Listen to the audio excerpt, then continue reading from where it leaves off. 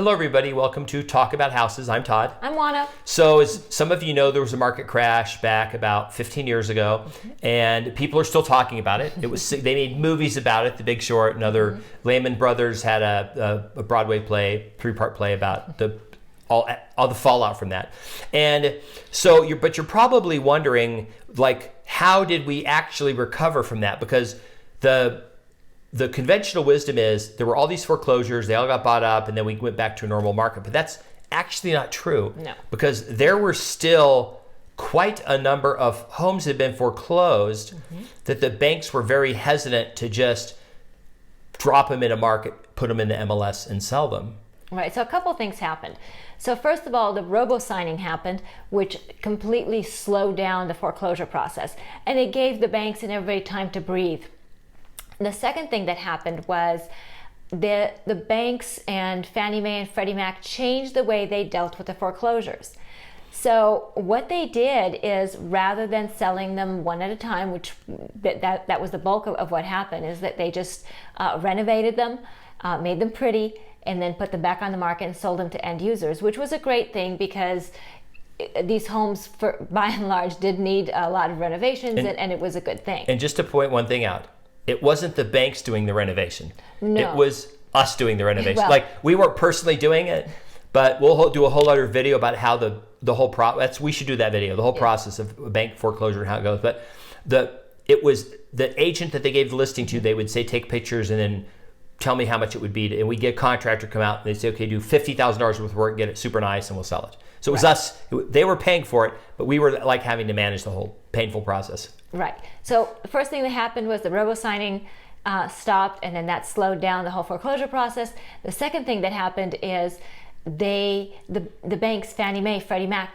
all these institutional lenders, what they did is they said, you know what, this is first of all, it's going to take forever to get through everything.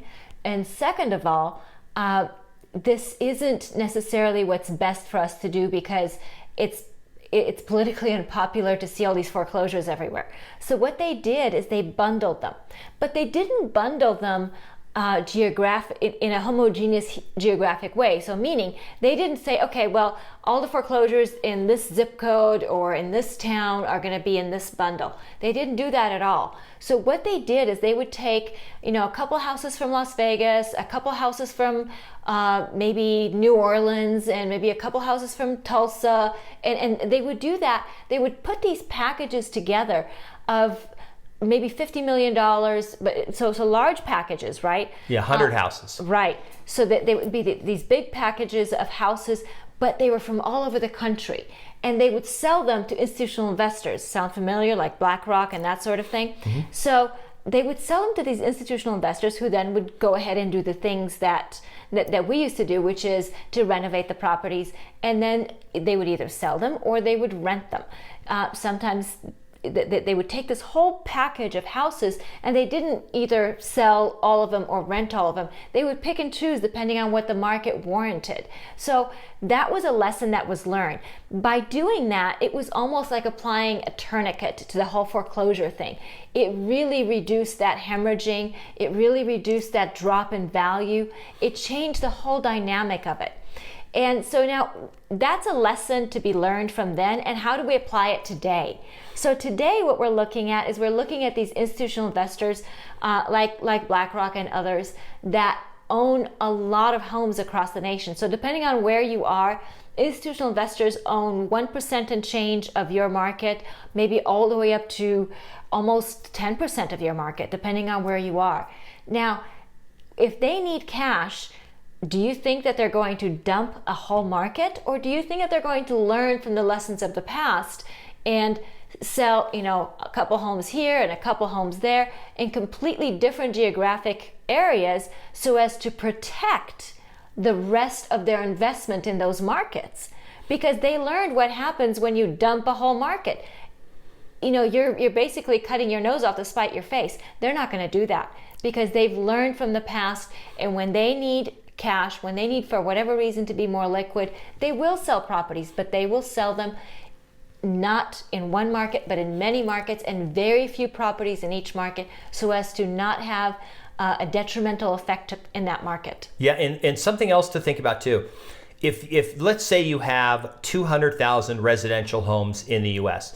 and you decide, hey, we want to shift out of this into some other asset class or something, and you say, let's just get rid of 10,000 of the houses and just, profit take or whatever.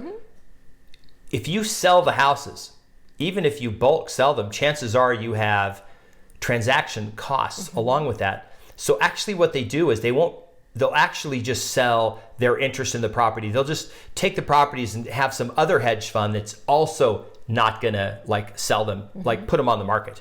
They're just gonna say, well, we'll buy your interest. We'll just come in and go, we'll take those houses, here's some money. Now they're our rental houses. Right. Meaning they're not necessarily gonna, that's what you would do if you had a house, you had a rental house and you decide I want to sell it because I want to get the money. You would just call an agent and you would sell the house.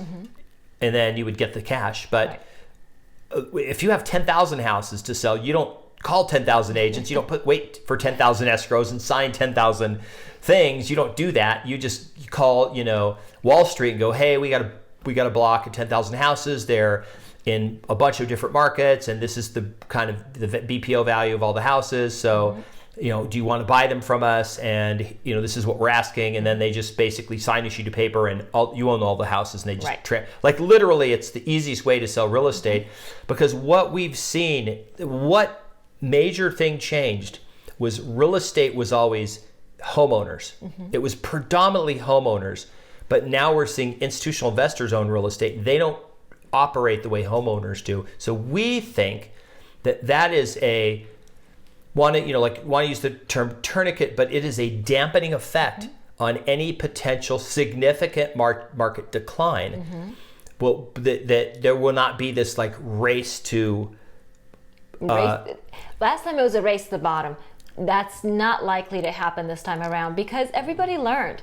And it's not like crypto or stock market where when people get worried, they just can dump it instantly. You can go on E-Trade or on your Coinbase or whatever and go, boom, I'm selling this Bitcoin and it's gone within a second. And then other people can see that and do it. But residential homes don't really work that way.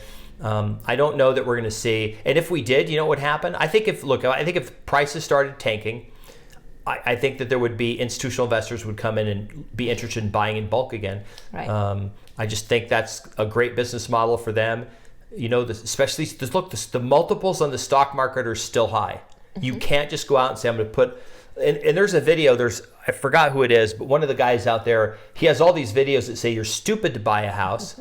You should rent a house and put all your money in the stock market. And I'm like, well, let's talk about the last 2 years. Who's stupid? Because if you put your money in the stock market, you're probably less. And if you put your money in homes, you're probably more. Maybe you shouldn't do just one thing. You shouldn't look at what the stock market did over the last 80 years because you're not going to live 80 years. And remember, real estate is simply another asset class. So it doesn't mean that you should be solely in real estate or solely in stocks or solely in anything. We're not giving you financial advice. That's not our point here. Our point is to simply illuminate what is out there. So our personal belief is that since real estate is another asset class, that's simply one investment avenue amongst many that anybody with any sort of investment portfolio would consider.